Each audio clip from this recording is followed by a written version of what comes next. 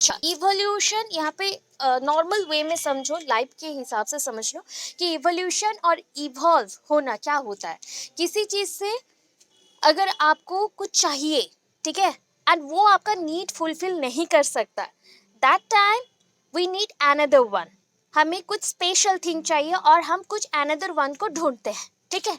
तो ऐसे ही एक स्कीम को बनाया गया, बट वो हमारे बेसिक नीड को या फिर हमारा जो एजुकेशन का, प्राइमरी एजुकेशन का नीड है उसको फुलफिल नहीं कर सका, या फिर फंड नहीं दे सका, वोकेशनल एजुकेशन नहीं दे सका, कुछ एक प्रॉब्लम हुआ, इंफ्रास्ट्रक्चर में प्रॉब्लम हो सकता है, कुछ भी एक प्रॉब्लम हुआ, उस वजह से न्यूएस्ट स्कीम आता है, एक के बाद एक स्कीम आते हैं। अभी स्कीम जो बनाते हैं वो है कमिटीज बनाते हैं, तो कमिटीज के मेंबर जब ऑर्गेनाइज्ड होके कुछ भी बनाते हैं तो उसको हम कमीशन भी बोलते हैं।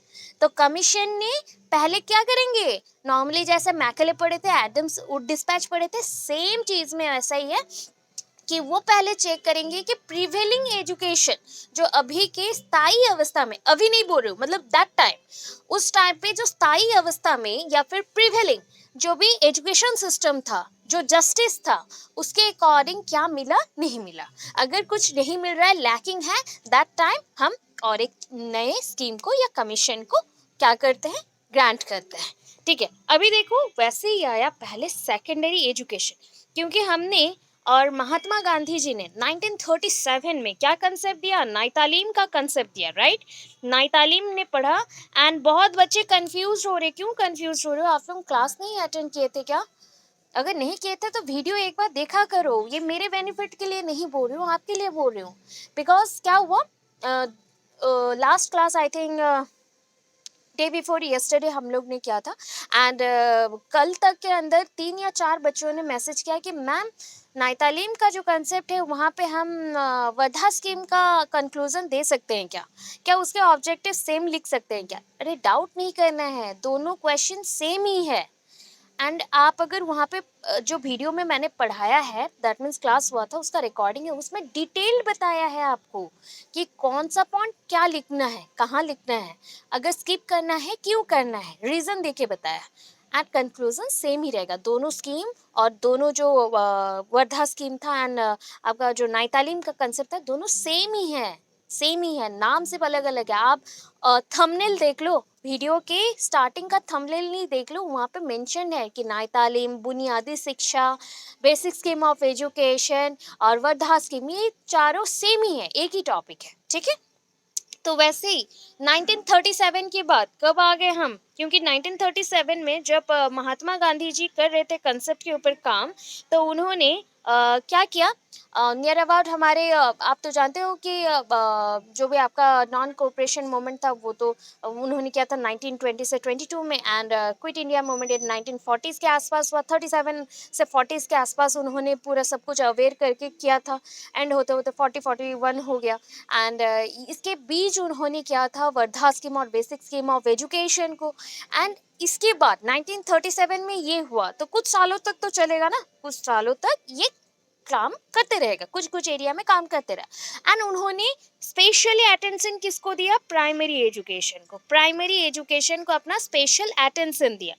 तो आफ्टर दैट किस चीज का नीड पड़ गया हमारे इंडिया में, सेकेंडरी एजुकेशन का।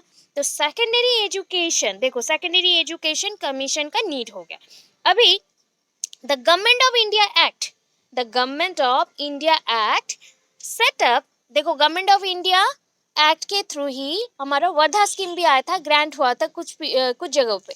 तो वैसे ही government of India act set up secondary education commission, and इसका कोई इंट्रो नहीं है, कोई डेफिनेशन नहीं लिखना है, कुछ भी नहीं, डायरेक्ट जो पॉइंट्स है वो लिखना है। एंड इफ आपको क्वेश्चन में मेंशन हो कि write about this conclusion, then आप कंक्लूजन लिखो।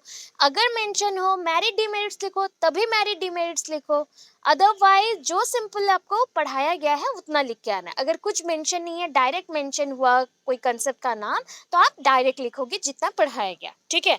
तो गवर्नमेंट ऑफ इंडिया एक्ट ने सेटअप किया सेकेंडरी एजुकेशन कमीशन को, कब किया देखो 1952 में। एक के बाद एक सीक्वेंस में चल रहा है, स्टार्टिंग विथ हमने स्टार्ट किया 18th सेंचुरी से, एंड धीरे धीरे ये चेंजेस आ रहे हैं। 1834 से ये चेंजेस स्टार्ट हुआ, एक के बाद एक कमीशन आया, 1834, 1835, 1854 then 1937, then 1952 under the chairmanship. देखो 52 में जो आया सेकेंडरी एजुकेशन कमीशन, उसके चेयरमैनशिप कौन थे? डॉक्टर एल स्वामी मुदालियर। ठीक है, एल स्वामी मुदालियर। तो हम लोग इसको मुदालियर कमीशन भी बोलते हैं। क्या बोलते हो? मुदालियर कमीशन। कहीं पे अगर मेंशन हो जाए तब बोलोगे मैम ये नहीं पढ़ाई है, तो ये चीज है मुदालियर कमीशन, लिख के रख लो। Secondary education commission is also known as Mudaliar commission. जो भी चेयरमैन थे उनके अकॉर्डिंग। अभी देखो इनका पहला एम क्या है, डायरेक्ट आ गए, थोड़ा सा हमने इंट्रो दे दिया देन डायरेक्ट आए। Reorientation of AIIMS and objective. Reorientation बोला गया। ओरिएंटेशन प्रोग्राम क्या होता है? सबको गेट टुगेदर करवाता है एंड वहाँ पे सब अपना इंट्रो देते हैं एंड प्रोग्राम कंडक्ट किया जाता है छोटा सा, जस्ट लाइक ये बोल सकते हो कि फ्रेशर्स पार्टी जैसे, ऐसा ही टाइप का कुछ होता है। यहाँ पे है रीओरिएंटेशन, मतलब किसी चीज को रिप्रेस करना। ठीक है, एम्स एंड ऑब्जेक्टिव्स जो भी थे उसको थोड़ा सा हम चेंज करेंगे, अभी रीओरिएंट करेंगे। तो फर्स्ट पॉइंट क्या है? Development of democratic citizenship. आपको काम क्या करना है बताओ? पहले हेडिंग्स को याद कर लेना, रट लो। सेकेंडरी एजुकेशन आंख बंद करके पढ़ लो पूरा। ठीक है, पूरे हेडिंग्स को याद कर लो। यही होता है इसका प्रॉब्लम कि इसमें आप अपने वर्ड्स नहीं डाल सकते, जो फिक्स्ड है उसी वर्ड्स को लिखना है, इसलिए इसको ज्यादा पढ़ना पड़ता है एंड इसी पेपर में बच्चे फेल होते हैं। इसी पेपर में इस बार भी बच्चे फेल हुए हैं। तो अच्छे से पढ़ो, वर्ड्स को देखो कि यहाँ पे पास्ट टेंस है, प्रेजेंट टेंस है, कौन सा टेंस में लिखा गया है, सिंपल लिखा गया है। यहाँ पे ज़्यादा हमने कोई भी सेंटेंसेस को इतना क्रिटिकल और हार्ड नहीं लिखा है, तो इजी है। Development of democratic citizenship, democratic बनाना है। डेमोक्रेटिक तो जानते हो, मतलब सिटीजन्स जितने भी हैं वो अपने रूल्स रेगुलेशंस को फॉलो करेंगे, लॉ को फॉलो करेंगे एंड अपना ही गवर्नमेंट को क्रिएट करने का एबिलिटी कैरी करेंगे। तो ये भी देखो, it should develop habits, attitudes and qualities of characters needed to enable the students participate in the democratic social order। तो सोसाइटी के जो ऑर्डर है, सीक्वेंस है, सोसाइटी में कितने सीक्वेंस है आप जानते ही हो। क्लासेस है, social class on the basis of job and rich और पुअर एबिलिटीज जो भी हैं उसके अकॉर्डिंग। अभी उसके बेसिस में अगर सोशल क्लासेस क्रिएट होता है, दैट मीन्स उसमें हमें फिक्स भी होना पड़ेगा, सो दैट हमें बच्चों को वही चीज़ सिखाना है कि तुम सोसाइटी में एडजस्ट हो सको, ऐसे सिटीजन बनना है। तो आप कैसे सोसाइटी में एडजस्ट होंगे? जब आप डेमोक्रेटिक सिटीजनशिप होंगे, मतलब डेमोक्रेटिकली और सोसाइटी के नीड के अकॉर्डिंग आप फिक्स हो सकेंगे। ठीक है, अभी देखो इसका नेक्स्ट पॉइंट क्या है? It should develop among the students clear thinking. ये बच्चों में क्या क्रिएट कर रहा है? अमॉन्ग द स्टूडेंट्स ये क्रिएट कर रहा है थिंकिंग पावर को, बच्चों के अंदर थिंकिंग एबिलिटीज को इंक्रीज करा है। It should also develop clarity in speech. बोलने में, राइटिंग में बच्चों का क्लैरिटी होना चाहिए। कुछ लोग होते हैं ना, कुछ बोलना चाहते हैं बट बोलेंगे नहीं, हाँ, कुछ बोलोगे फिर चुप हो जाओगे, नहीं हमने नहीं बोला। तो ये चीज़ नहीं चाहिए। बच्चों का जो पॉइंट है, थिंकिंग एबिलिटी, उसको क्लियर रखना है, उनके स्पीच को एंड उनके राइटिंग को, लेखन, ठीक है, लिखने का, बोलने का, ये जो एबिलिटी है उनको क्लियर करना है। अभी देखो नेक्स्ट, अभी क्या करेंगे? नंबर 2 पॉइंट देखते जाना, ये नंबर 2 है। तो इम्प्रूवमेंट ऑफ वोकेशनल एफिशिएंसी, पहला बना क्या? Democratic citizen. देन सेकंड क्या बना? Vocational efficiency. तो हमें क्या करना है? जितने भी लोग हैं उनको वोकेशनलाइज्ड करना है, लोगों को एजुकेशन के माध्यम से हमें स्किल सिखाना है। स्किल्स को हिंदी में क्या बोलते हैं? कौशल बोलते हैं। तो बच्चों को हम क्या सिखाएंगे कि हमारे एजुकेशन सिस्टम में would be to increase the productive or technical and vocational efficiency of our student। हम टेक्निकली बच्चों को सिखा रहे, ट्रेनिंग दे रहे, प्लस वोकेशनली उनको और भी ज़्यादा एबल बना रहे। तो ये इम्प्रूवमेंट है, नंबर 2। नंबर 3 देख लो, डेवलपमेंट ऑफ पर्सनालिटी। तो बच्चों में पर्सनालिटी, आप जानते हो पर्सनालिटी कैसे डेवलप होता है? It is because of society, culture and different type of activities what ever you performed in your society and influence your children. आप जैसे ही आप बिहेव करते हो उससे भी बच्चे बहुत ज़्यादा इन्फ्लुएंस्ड होते हैं, उससे भी बहुत ज़्यादा वो मोटिवेटेड होते हैं या डिमोटिवेटेड होते हैं। जैसा आप चाहते हो बनना, तो आपको अगर वो रोल मॉडल बनाता है तो वो वैसे ही फॉलो करेगा। तो यहाँ पे क्या लिखा है देखो, it includes releasing the sources of creative energy. हम बच्चों में क्या डेवलप करवाना चाहते हैं? क्रिएटिव एनर्जी को डेवलप करवाना चाहते हैं in the student, so that they may be able to appreciate their cultural heritage. अगर बच्चों में हम क्या डेवलप करा दें? क्रिएटिव आइडियाज़ को डेवलप करवा दें, या फिर वो जो क्रिएटिव है इतना उसको समझा दे, उसको करना चाहिए, वो रॉन्ग नहीं है, वो सही है। इसको अगर हम मोटिवेटेड कर देते हैं तो बच्चे अपने हिसाब से जो कला संस्कृति है, कल्चरल हेरिटेज है, उसको डेवलप कर देगा। Giving place to subject like, कौन से सब्जेक्ट को अभी प्लेस देना पड़ेगा? Art, craft, music, discipline. ठीक है, जो भी पॉइंट्स है उसके ऊपर चलोगे। अभी फोर्थ पॉइंट देखो, देखो हर एक पॉइंट के नीचे 2 से 3 लाइन मैक्सिमम लिखा रहता है। अगर पॉइंट नहीं है 2 से 3 लाइन लिखा रहेगा। ठीक है, तो development of the qualities for leadership, पढ़ चुके हो लीडरशिप? हाँ, अभी बोलोगे मैम आपने कब पढ़ाया ये लीडरशिप? हमने एएनयू बच्चों को पढ़ाया था। तो लीडरशिप ऑल्सो वेरियस टाइप्स के होते हैं। डेमोक्रेटिक लीडरशिप होता है, सोशल लीडरशिप होता है, दैन परमिसिव लीडरशिप होता है, बहुत टाइप के हैं। अभी लीडर्स जो हैं, अगर सबको लेके चलता है एंड वो ऑलवेज ट्राई करता है कि मैं अगर लीडर हूँ तो मुझसे लोग इन्फ्लुएंस्ड होके, मुझसे लोग मोटिवेटेड होके इंडिविजुअली जो वर्क करेंगे वो भी लीडर जैसा ही वर्क करेंगे। लीडर डजंट मीन कि वो सिर्फ अकेला चलेगा। लीडर मीन्स होता है जो डायरेक्शन देगा एंड अपने ग्रुप को एक साथ ले जाएगा। तो दैट इज कॉल्ड लीडरशिप। तो लीडरशिप बच्चों में भी डेवलप कराना है, ये क्वालिटी को डेवलप करवाना है। तो सेकेंडरी जो स्कूल्स हैं, सेकेंडरी स्कूल्स कौन से क्लासेस से हम स्टार्ट करेंगे? सेकेंडरी बता दो। 1 to 8 primary, 1 to 8 elementary, 9 to 12, 9 to 12, okay. अभी ना एनपी जो है ना, एनपी में 4 पार्ट है, मैं पहले भी बताती हूँ। तो अभी का जो चल रहा है तो उसमें मेंशन है जैसे कि नर्सरी है, एलकेजी, यूकेजी, स्टैंडर्ड 1, स्टैंडर्ड 2। ठीक है, ये फाउंडेशनल स्टेज है। ठीक है, फाउंडेशन। देन आएगा प्रिपरेटरी, प्रिपरेशन जहाँ पे लेगा स्टैंडर्ड 3, 4, 5। देन उसके बाद आता है फिर से 3 क्लासेस आएगा, मतलब 6, 7, 8। तो ये हो गया आपका पहले हमने फाउंडेशन पढ़ा, देन आपने प्रिपरेटरी पढ़ा, देन मिडिल 1। तो मिडिल क्लासेस हो गए। अभी मिडिल के बाद डायरेक्टली हम चलते हैं सेकेंडरी में। तो सेकेंडरी हमारा 9 से स्टार्ट होगा 12 तक, 9, 10, 11, 12।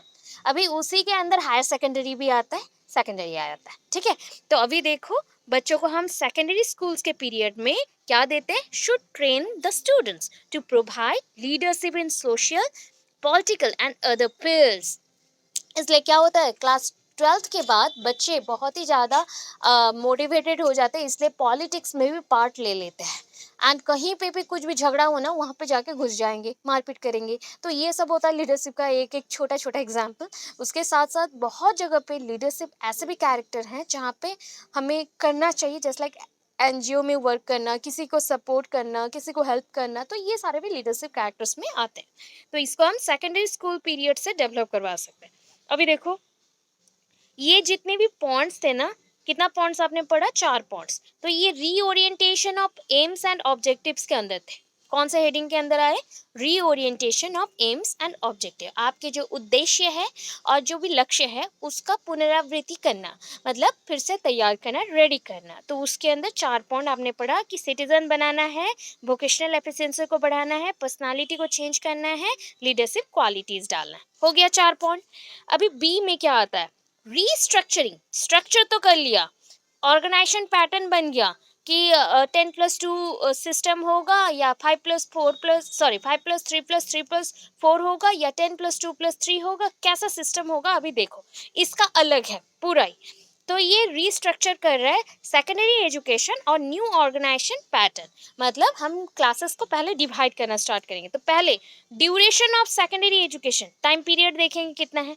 Under new organisational structure, organisation के अकॉर्डिंग, इंस्टीट्यूशन के according education should be commence after 4 or 5 years or period of primary or junior basic education and should include as the middle and senior basic junior secondary stage of 3 years and high secondary stage of 4 years। तो अभी देखो ये जो count हुआ 4 या 5 साल के लिए बच्चे सिंपल जूनियर बेसिक है, junior basic, senior basic and higher secondary. Higher secondary तो ऑलरेडी जानते हो कब क्लासेस से आ गए, हम 9 to 12 जाएंगे, 9 to 12 जाएंगे। तो junior basic and senior basic. अच्छा, सीनियर बेसिक में 3 साल का है तो उसको पहले काउंट कर लो, जस्ट लाइक 6, 7, 8, 6 to 8। अभी 6 to 8 हो गया, मतलब 1 to 5 क्लास के लिए 1 to 5 क्लासेस कौन से हो गए, जूनियर बेसिक हो गया। फिर से समझा रही हूँ, क्लियर करना थोड़ा, ठीक है। अभी देखो कलर चेंज कर दिया, अभी देखो मैंने यहाँ पे मेंशन किया जूनियर बेसिक, ठीक है। जूनियर बेसिक में फाउंडेशनल है, प्रिपरेटरी है। अभी बोलोगे मैम प्रिपरेटरी तो नहीं आया, बट प्रिपरेटरी यहाँ पे आ गया बिकॉज पहले के टाइम पे जब क्लासेस होते थे उस टाइम पे नर्सरी नहीं था, एलकेजी यूकेजी ये सब नहीं थे, कुछ कुछ इंग्लिश मीडियम स्कूल्स में मिशनरीज में ओनली प्रोवाइड किया जाता था, अदरवाइज कहीं पे नहीं था। तो ये junior basic, then senior basic and lastly हमारा क्या आया, हायर सेकेंडरी। तो अभी देखो क्या है, पहले 5 years, 5 years मतलब 1 to 5 क्लास, 1 to 5 क्लास। अगर किसी को पता नहीं चल रहा है तो कैसे करोगे, लास्ट हायर सेकेंडरी से स्टार्ट करोगे। 9 to 12 तो हायर सेकेंडरी है, आपको पता है, तो उससे ऊपर चले जाओ। सीनियर बेसिक 3 साल के लिए है, तो कहाँ से आ जाएगा, 3 साल गिन लो, 8, 7, 6, मतलब 6 to 8 क्लास के लिए आपका क्या हो गया, सीनियर बेसिक। तो बाकी क्या रहा, 5 साल, 1 to 5 क्लास, तो ये हो गया जूनियर बेसिक। तो ये है इसका पैटर्न। तो क्या क्या पैटर्न हो गया, 5+3+4, कौन सा पैटर्न है, 5+3+4, ठीक है, ये पैटर्न था। The present intermediate stage should be replaced by the higher secondary stage. पहले के टाइम पे क्या था, क्या आपका जो क्लास 11th 12th है ना, वो स्कूल के साथ ही एडेड अप था, ठीक है, उसको ऐड कर दिया गया था। एंड उस टाइम पे पता है आपको 11th जो पढ़ना पड़ता है, मतलब डायरेक्टली एक बच्चा 10th से 12th जा सकता है, 11th उसको देना नहीं पड़ता था। बट 11th का जो कि कोर्सेस होते थे वो ओनली 6 months या 4 months के लिए होता था, ठीक है। ये ट्रेनिंग जैसा होता था कि वो कॉलेज जा रहा है, ऐसे टाइप का पॉइंट था। तो इसलिए intermediate stage should be replaced by the higher secondary stage and should be of 4 years duration, 1 year of the present intermediate being included in it. अभी का जो भी 1 year है उसमें इंक्लूड कर दिया गया। अभी देखो मल्टीपर्पज स्कूल्स ओपन करना है, वोकेशनल स्कूल्स करना है। अभी देखो मल्टीपर्पज मतलब ऐसा स्कूल जो मल्टीपल यूज हो सके, उससे मल्टीपल वेराइटीज के एजुकेशन मिल सके। एंड वोकेशनल स्कूल जहाँ पे आप स्किल्स को लर्न कर सको। ऐसे भी इंडिया में स्कूल्स हैं जो कि नाइट स्कूल बोल सकते हो और इवनिंग स्कूल्स होंगे, इवनिंग कॉलेजेस होंगे, जहाँ पे जो भी पार्ट टाइमर्स हैं या फिर जो भी काम करते हैं एंड उनका एज निकल चुका है एंड वो पढ़ नहीं पा रहे थे, तो उनके लिए भी ये फैसिलिटीज़ है कि वो शाम को जाके पढ़ाई करके आ सकते हैं, 4-5 घंटे के लिए या 3 घंटे के लिए वो पढ़ सकते हैं। तो ये जो चीज़ें हैं वोकेशनल स्कूल्स के अंडर ही आते हैं एंड मल्टीपर्पज़ स्कूल्स के अंदर ही आते हैं। तो ये क्या बताता है, देखो first point, multipurpose school should B established wherever possible to provide various courses of interest to students with a diverse aim, aptitudes and abilities। तो ये बोला कि ऐसा स्कूल्स को ओपन करना है जिसके थ्रू मेनी कोर्सेज को हम पढ़ा सके। तो मेनी कोर्सेज हो गए तो बच्चों का एनरोलमेंट भी बढ़ जाएगा, प्लस उसका जो भी फ्यूचर है वो भी बिल्डअप होगा, उनके बहुत सारे मल्टीपल एम्स भी फुलफिल होंगे, तो ये एबिलिटीज़ को भी डेवलप करेगा। ये मल्टीपर्पज़ है। ऑल स्टेट, जितने भी स्टेट्स हैं, all states should provide special facilities for agriculture education in rural school and, और क्या कर सकते हैं, courses as just like horticulture, technical education, ये सारे भी पढ़ाई होगी। देखो अगर उस टाइम पे हमने एजुकेशन पे ज़्यादा फोकस किया है, सेकेंडरी एजुकेशन दिया, तो सेकेंडरी आपको याद होगा एंड NP 2020 भी बोलता है जो आपके क्लास 6 है, class 6 is the middle one, तो मिडिल स्कूल स्टेज से ही बच्चों को वोकेशनल एजुकेशन सिखाया जाता है, स्किल सिखाया जा रहा है। अभी जब मिडिल स्कूल से ही ये स्टार्ट हो गया, दैट मीन्स उस पीरियड में बच्चों को एग्रीकल्चर के बारे में भी तो सिखाना पड़ेगा, अदरवाइज क्रॉप में डेवलपमेंट कैसे होगा, क्रॉप फार्मिंग में डेवलपमेंट कैसे आएगा, रिवोल्यूशंस कैसे आएंगे। तो इस वजह से एग्रीकल्चर एजुकेशन के ऊपर भी क्या किया गया, रूरल स्कूल्स में बनाया गया, एक फैसिलिटीज प्रोवाइड किए गए। एंड उसके साथ हॉर्टिकल्चर, हॉर्टिकल्चर होता है आपके फ्लावर्स और डिफरेंट टाइप ऑफ वेजिटेबल्स और हाइब्रिड्स प्रोवाइड मतलब फॉर्मेशन करने के लिए। Technical education just like diploma, ITI, ये सारे आ जाएंगे, इंजीनियरिंग भी उसमें इंक्लूडेड होगा। एंड उसके साथ अगर आपको और भी पता होना चाहिए कि एग्रीकल्चर एजुकेशन के लिए अभी क्या है, तो ओयूएटी जो आपका है तो वो भी इसी के लिए काम कर रहा है, मतलब बच्चों को एग्रीकल्चरल फील्ड में आगे लेके जा रहा है। तो ये सारा चीज़ हो गया, ठीक है। उस पीरियड का याद रखना, एग्जाम्पल्स के लिए ओयूएटी बोला मैंने, ठीक है। अभी देखो नेक्स्ट, टेक्निकल स्कूल्स में क्या करना है। देखो टेक्निकल स्कूल्स में क्या होगा, technical school should be started in large numbers. Technical schools बहुत सारे नंबर पे खुल गए, दैट मीन्स उस टाइम में टेक्निकल चीज़ों पे उतना ज़्यादा ध्यान नहीं दिया गया था, तो इसलिए जापान बहुत ही फास्टर है, इंडिया से आगे है बहुत ज़्यादा ही टेक्नोलॉजी के बेस पे। एंड अच्छा, अब मुझे बता सकते हैं टेक्नोलॉजी के फील्ड में अगर कोई स्टेट आगे है तो वो कौन सा स्टेट है इंडिया में, एनीवन? टेक्नोलॉजी ना, नहीं नहीं नहीं, और थोड़ा आगे जाओ, कर्नाटका के ही आसपास हो, आसपास हो, बताओ। नहीं नहीं, स्टेट का मतलब एक स्पेसिफिक एरिया है, एक सिटी बोल लो, चलो मैंने स्टेट मान लिया कर्नाटका, अभी बोलो सिटी। यस यस, बेंगलुरु, ठीक है। अच्छा, उसको कौन सा सिटी बोलते हैं? आईटी सिटी तो है, इलेक्ट्रॉनिक सिटी भी है, सिल्वर सिटी भी है, ठीक है, बहुत सारा नाम है। मद्रास नहीं, बेंगलुरु, बैंगलोर ही है, ठीक है। बैंगलोर है बिकॉज अभी आईटी सेक्टर में जितने भी वर्क चल रहे हैं, इवन कंप्यूटर्स जो भी बन रहा है, तो वो अभी बहुत ही हाईएस्ट रेट में वहाँ पे बन रहा है, ठीक है। जितने भी चीज़ें हो रहे हैं ना वहाँ पे हो रहे, इंडिया के वहाँ पे हो रहे। आफ्टर दैट अभी धीरे धीरे कानपुर चल रहा है, काम कर रहा है, मद्रास एंड कानपुर काम कर रहे हैं, आईआईटी कानपुर एंड मद्रास काम कर रहे हैं। तो आईआईटीज में ही ये फैसिलिटीज है जो टेक्नोलॉजी के ऊपर बहुत ज़्यादा इंस्टीट्यूट्स ओपन कर रहे हैं, एंड उसी के थ्रू ही ओपन हो रहे हैं एंड काम भी हो रहे हैं। तो याद रखना, इंडिया के बारे में है तो थोड़ा सा हमें अच्छे से याद रखना चाहिए, ठीक है। मैं गलती से स्टेट स्टेट से हो रही थी, बट स्टेट के अंदर सिटी फेमस है, नॉट ओनली स्टेट, स्टेट में हर एक जगह पे तो नहीं होता, सिटी में हो रहा था, बेंगलुरु। तो अभी देखो, technical school should be started in large numbers and in large cities, हो गया, व्हिच में cater to the need of several local school. वो क्या कर रहा था, कैटर मतलब आप लोग कैटरिंग सिस्टम जानते हो, कैटरिंग वाले क्या करते हैं, सर्व करते हैं। तो ऐसे ही यहाँ पे भी कैटर वर्ड आया कि ये जो लार्ज सिटीज में ओपन हो गए, इतने भी टेक्नोलॉजिकल स्कूल्स ओपन हो गए, टेक्निकल स्कूल जहाँ पे स्किल्स हम सीख रहे थे, तो उन्होंने क्या किया, जितने भी आसपास के लोकल स्कूल्स हैं, लोकल स्कूल्स है मतलब तो दे नीड इंफ्रास्ट्रक्चर ना, proper infrastructure, benches, tables etcetera, सारे फैसिलिटीज ये सारे क्या कर रहे थे, पूरा कर रहे थे। अभी देखो अप्रेंटिस, अच्छा, अप्रेंटिसशिप, तो अप्रेंटिसशिप ट्रेनिंग भी होता है। अप्रेंटिस एक साथ तो घुसता नहीं है, अपेंडिक्स अपेंडिक्स आता है मुझे क्योंकि मैं बायोलॉजी के स्टूडेंट हूँ, तो अपेंडिक्स आ जाता है, बट अप्रेंटिस और अप्रेंटाइसशिप बोल सकते हो। तो अप्रेंटाइसशिप जो ट्रेनिंग है ये भी प्रोवाइड किया गया। अच्छा, नॉर्मली हमें भी ट्रेनिंग मिलता था। ट्रेनिंग क्या है, अगर कहीं पर भी जॉब करना है तो उससे पहले हमें ट्रेंड होना पड़ता है 3-4 मंथ्स के लिए, या फिर 1 ईयर के लिए ट्रेनिंग रहता है। तो ऐसे ही ट्रेनिंग हर एक जगह पे रहता है, हर एक फील्ड में रहता है, जो कि सेकेंडरी स्कूल्स के बाद ही स्टार्ट होता है।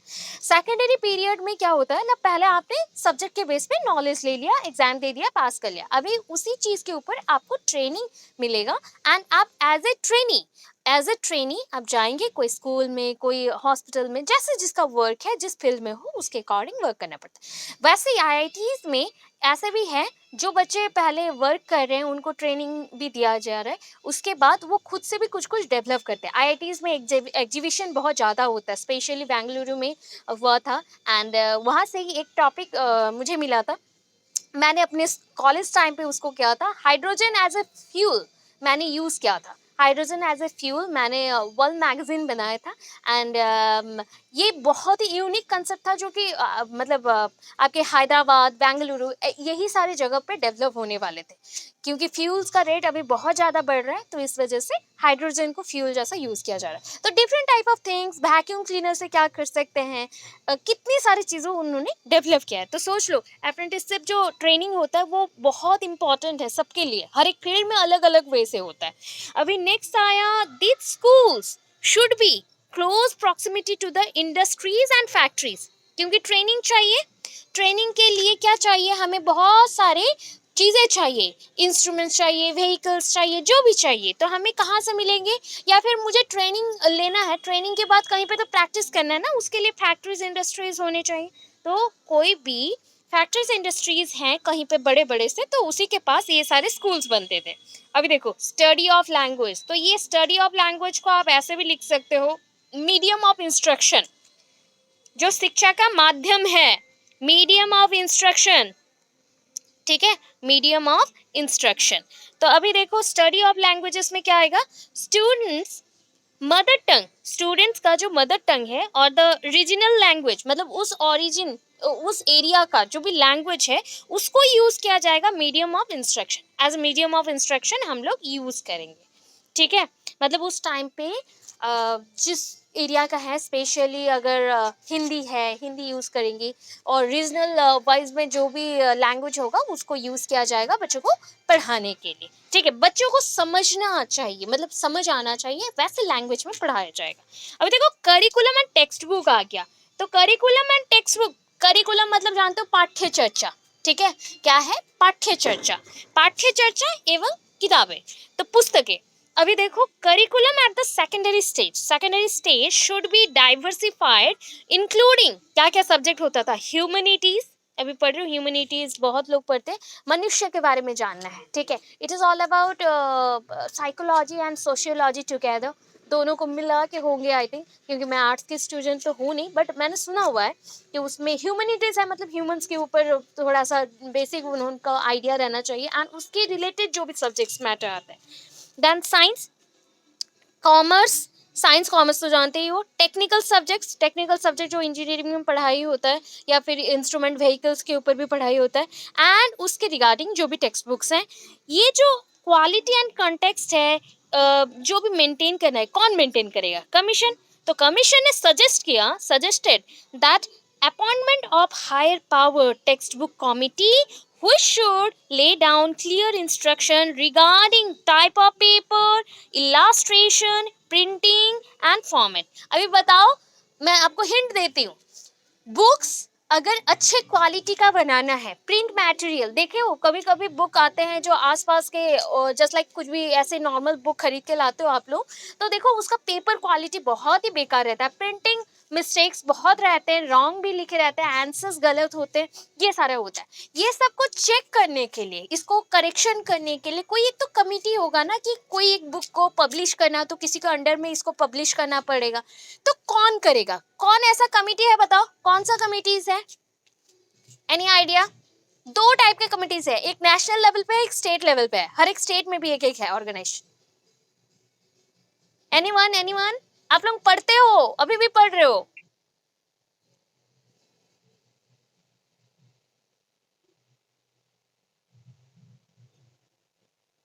अच्छा मैं बता देती हूँ, अच्छा मैं बता देती हूँ, अच्छा चलो। NCERT, NCERT, okay, NCERT and SCERT, ठीक है। तो एनसीईआरटी है नेशनल काउंसिल, ठीक है, पूरा याद नहीं रह रहा है ना, तो ऐसे ही याद रखना, नेशनल काउंसिल, एनसीईआरटी, तो ई आ गया, ठीक है।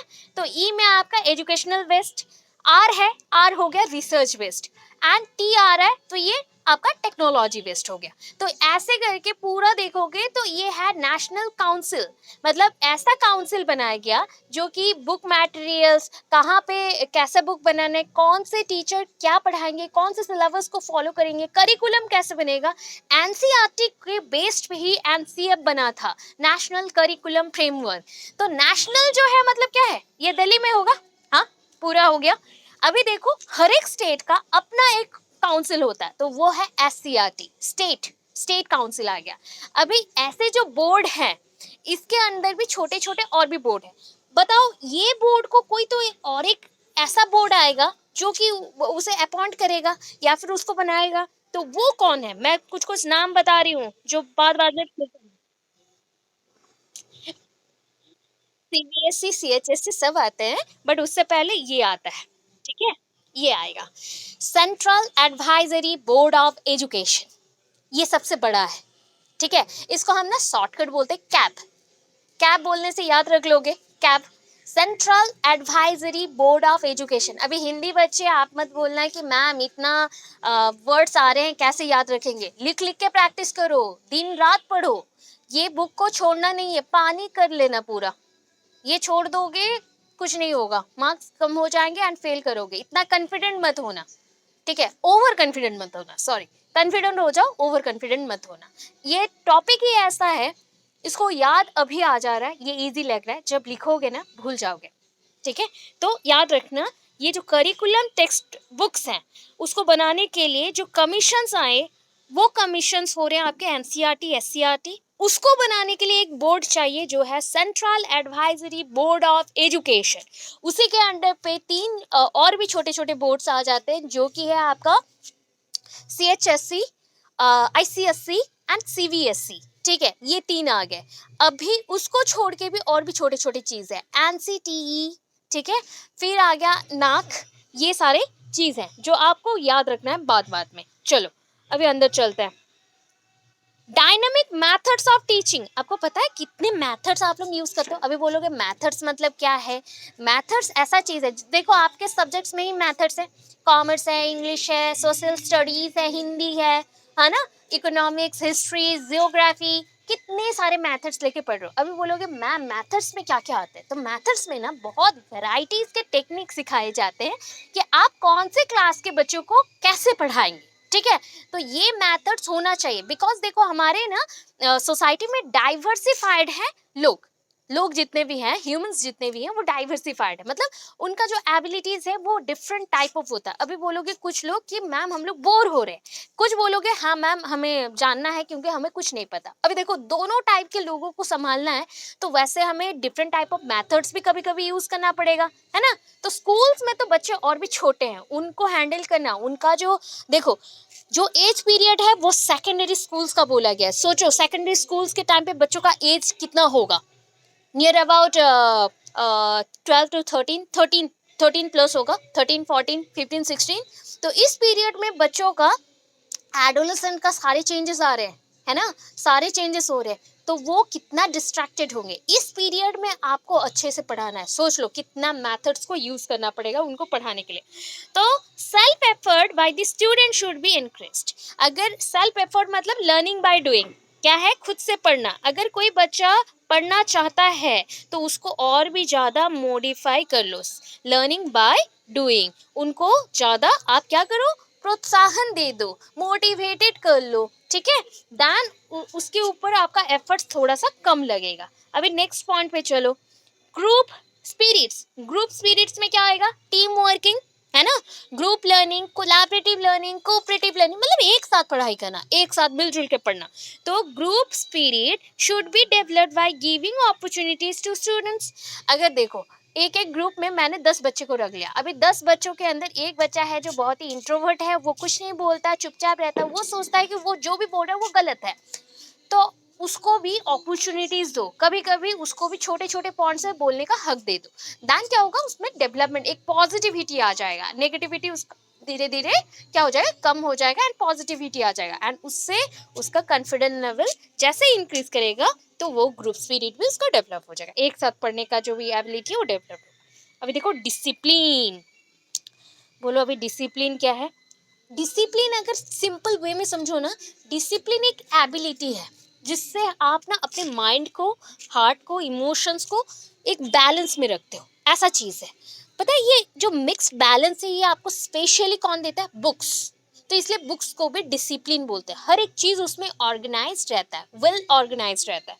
तो अभी देखो डिसिप्लिन में क्या आया, it should be, it should be the responsibility of the teacher to educate pupils about characters। देखे, कैरेक्टर्स को बोला गया, मतलब माइंड एंड इमोशन, इसको मिला लो तो सारा कैरेक्टर्स डेवलप हो जाता है, बैलेंस में रह जाता है। तो that is all about their characters. उसके बारे में टीचर क्या करेंगे, एजुकेट करेंगे। It also emphasised upon the establishment of the personal contact between teacher and peoples. कभी कभी अगर दूसरे कोई टीचर होते एंड मैं मतलब इवन मेरे ही बात बोलूं, क्योंकि हम जब पढ़ते थे ना, हमने 2 साल एक टीचर का, बीएड टीचर का, क्योंकि उस टाइम पे ऑफलाइन क्लासेस होते थे एंड ऑनलाइन बिल्कुल नहीं होता था, तो हमें एक ही संडे मिलता था, मतलब वीकली 4 संडेज है, उसमें अगर एक टीचर नहीं आई तो दैट मीन्स थिंक कर लो 3 दिन, 3 दिन में वो सिर्फ 2 घंटा पढ़ाएंगी, उसमें हमें जो भी पूछना है, ठीक है। एंड ऐसा रैपिडली वो पढ़ाती थी कि बुक का एक पेज यहाँ है तो दूसरा पेज उधर, ठीक है। तो ऐसे में आई नो कि हम लोग बहुत ही एजुकेटेड हो चुके हैं, हम पढ़ सकते हैं खुद से, फिर भी एक बेसिक आइडिया चाहिए होता है सबको। तो उसमें क्या हो गया प्रॉब्लम कि हमने 2 साल बहुत सारे डाउट हमारे माइंड में रेज हुए एंड हमने आस्क करने को ट्राई किया एंड वो कभी भी अपना नंबर नहीं, कभी भी अपना नंबर नहीं दी, किसी को भी नहीं दी, कोई भी बच्चे को नहीं दी, ओके। एंड अभी का टाइम देखो ये चेंज हो गया, लास्ट उनके बाद से ही मैंने क्लासेस लिया एंड मैंने, हमारा एक टीम था, टीम हम लोग करते थे एंड वहाँ पे हमने किया कि बच्चों के साथ एक कनेक्शन बिल्ड करना है। कोई भी बच्चा हो, वो चाहे मुझसे बड़ा हो, छोटा हो, जो भी हो, अगर हम बच्चों के प्रॉब्लम्स को नहीं समझेंगे तो उसको पढ़ाए कैसे? अगर फेल भी होता है तो ये हमारे लिए ही एक फेल्युरिटी है ना, जिसमें हम वहाँ पे फेल हो गए। तो ये चीज़ को समझना चाहिए, डिसिप्लिन मेंटेन करना एंड प्रॉपर वे से बच्चों को समझाना, हैंडल करने के अंदर बहुत सारी चीज़ें आते हैं, ठीक है।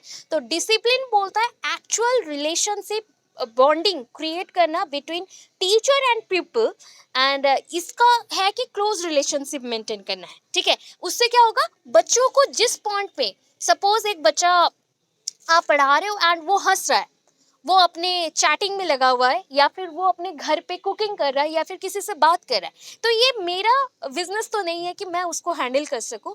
बट अगर मैं पॉजिटिव हूं तो मे बी एक दिन आएगा जब वो मेरे पॉइंट से क्या हो जाएगा, इम्प्रेस्ड होगा एंड खुद से ही पढ़ने को ट्राई करेगा। ये होता है आपका पॉजिटिविटी वर्ड, जो कि डिसिप्लिन के थ्रू यहाँ पे सेकेंडरी एजुकेशन में देने को ट्राई किया गया। अभी देखो next point, guidance and counselling. ये तो जानते हो सबको गाइडेंस चाहिए होता है, काउंसलिंग भी होता है। अभी देखो ये दोनों वर्ड्स के अंदर ना बहुत सारा डिफरेंसेस है। गाइडेंस एंड काउंसलिंग आप सेकेंड ईयर में फिर से पढ़ोगे, ठीक है। तो ये क्या बताता है, एजुकेशन सिस्टम में बच्चों को गाइडेंस एंड काउंसलिंग देना पड़ता है। अभी देखो काउंसिल करना, गाइडेंस मतलब क्या, वन काइंड ऑफ सपोर्ट। आपको जब भी सपोर्ट का नीड हुआ तो हम आपके मेंटली हो, फिजिकली हो, जैसे भी आपको सपोर्ट करेंगे, आप बाय माय वर्ड्स हो, जो जैसे भी आपको सपोर्ट करूँ। बट अगर काउंसलिंग बोला गया, सपोज आपको कोई मेडिकल इशू है, या फिर आपको कुछ चीज़ों में ट्रोमा है, आप बीमार हो रहे हो, या फिर आपको कभी कभी होता है ना, इवन मुझे भी होता है, मैं जब बहुत ज़्यादा स्ट्रेस्ड रहती हूँ, मुझे कुछ समझ नहीं आता एंड मैं बहुत चिल्लाती हूँ, ठीक है। ये सबका है, नेचर है कुछ लोगों का। तो ये जब चीज़ें होती है तो कोई आपको ऐसा पर्सन चाहिए जो आपको हैंडल कर सके, हैंडल कर सके, दैट मीन्स आपको समझा दे कि इस प्रॉब्लम का सोल्यूशन मे बी इस टाइप का करो तो हो जाए। तो that is called counselling. Counselling एक डॉक्टर भी कर सकता है, एक सुपर टीचर भी कर सकता है, या फिर एक स्पेशल टीचर भी कर सकता है, स्पेशल एजुकेटर्स कर सकता है। तो ये हो गया। अभी देखो examination and education, sorry evaluation. तो इवैल्यूएशन मतलब मूल्यांकन, एग्जामिनेशन मतलब परीक्षा। अभी परीक्षा और निरीक्षण बोल सकते हो, या फिर हम क्या करते हैं, परीक्षा में टेस्ट करते, टेस्ट देते। It said that weightage, weightage मतलब marks, marks should be given to the internal test and school records of the people. उस टाइम पे ना मतलब क्या होता था कि ऐसे थ्योरी पेपर्स अलग नहीं होते थे, या फिर ओरल टेस्ट बहुत ज़्यादा होता था, क्योंकि क्वेश्चन पेपर कैसे बनाने, कैसे टेस्ट करना है, उस टाइम पे इतना ज़्यादा डेवलप्ड नहीं हुआ था, धीरे धीरे हो रहा था। तो इस पॉइंट के लिए उन्होंने बोला कि इंटरनल टेस्ट मतलब बच्चों का जो भी आभ्यंतरीण क्षमता है, जो उनके अंदर इंटेंडेड है, तो उस क्षमता को हमें चेक करना है, ठीक है। उसके लिए एग्जाम करना है एंड रिकॉर्ड बनाना है, स्कूल रिकॉर्ड बनाने बच्चों के लिए। अभी देखो नेक्स्ट पॉइंट में जाते हैं, एडमिनिस्ट्रेशन एंड फाइनेंस। अभी बोलो, फाइनेंस तो बहुत इंपॉर्टेंट है ना।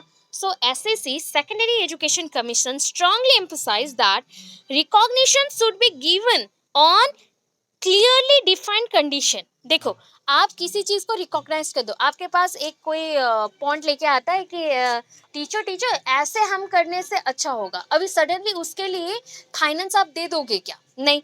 तो उसके लिए क्लैरिफिकेशन चाहिए। क्लियरली डिफाइंड जो भी कंडीशन होगा, पर्पस होगा, उसके लिए हम क्या करेंगे? फाइनेंस देंगे। ठीक है? Beside this teacher training programs होना चाहिए, बच्चों के लिए प्रोग्राम्स होना चाहिए। अच्छा, ये जो पिंक कलर में लिखा गया है, ये हरियाणा बीएड में मैंने शेयर किया था, तो इसको आप नहीं पढ़ना, ठीक है? एंड छापना मत, वो आपके ये में आ जाता है। जब भी हम लोग वाटर मार्क यूज़ करते हैं तो हो ही जाता है, तो उसको आप स्किप कर देना, इसको मत देखना, ठीक है? So beside this teacher training programmes, जो टीचर ट्रेनिंग प्रोग्राम्स आप लोग ले रहे हो वही प्रोग्राम है बीएड, डीआईएलडी, वही सारे हैं, सीटीवीटी जो भी है वो सारे हैं। And along with this the inspection of school should be carried out at proper interval of time। जब आप लोग स्कूल में पढ़ते थे तो ऐसे फूड इंस्पेक्टर और एजुकेशन इंस्पेक्टर आते थे, जो भी बीईओ है, डीईओ है ना, जो भी block education officer, educational officer जो भी रहते हैं वो सारे। एंड आप लोगों को मैं पहले दिन भी समझाई थी कि इसके बाद एक बहुत बड़ा आप जॉब कर सकते हो, जस्ट लाइक ओईएस, एजुकेशनल सर्विसेज के लिए, ओडिशा एजुकेशनल सर्विसेज। ये उड़ीसा में है, वैसे डिफरेंट स्टेट में भी होता है वैसे ही टाइप का। एंड ये ओएस लेवल का है, जो आईएस ओएस होता है ना, तो ओएस एंड आईएस के अंदर तो बहुत डिफरेंट है, बट डिफरेंसेस हैं, बट ओएस लेवल का ये रहता है। एंड इसमें बहुत अच्छा अच्छा मतलब 150 मार्क के आपके पेडागोजीज होते हैं, इंग्लिश होता है, इंग्लिश में बहुत ज़्यादा, and general GK and science जो भी रहता है। तो इसको पढ़ने से हम बहुत बड़े क्या हो जाएंगे, ऑफिसर बन जाएंगे, ठीक है, एजुकेशनल ऑफिसर। तो वही सारे इंस्पेक्शन के लिए क्या करते हैं, इंस्पेक्शंस, जो भी इंस्पेक्टर होते हैं, फूड इंस्पेक्टर हो गया या फिर जस्ट लाइक एजुकेशनल इंस्पेक्टर हो गया, उनको भेजते हैं कमिटीज़ और ऑर्गेनाइज करके कोई छोटा छोटा ग्रुप। एंड वो जाके प्रॉपर इंटरनल जितना भी हम लोग टाइम इंटरवल में वो जाते हैं, एंड इंटरनल जो पॉइंट्स है, जैसे स्कूल में कुछ इशू है, क्या बच्चों को क्या चाहिए नहीं चाहिए, टाइम मैनेजमेंट कैसे हो रहा है स्कूल में, क्लासेस कैसे हो रहे, पढ़ाई कैसे हो रहा है, क्वालिटी ऑफ एजुकेशन क्या है, उसके बारे में देखते हैं, ठीक है? अच्छा, अच्छा मैंने यहाँ पे प्रोवाइड कर दिया, सो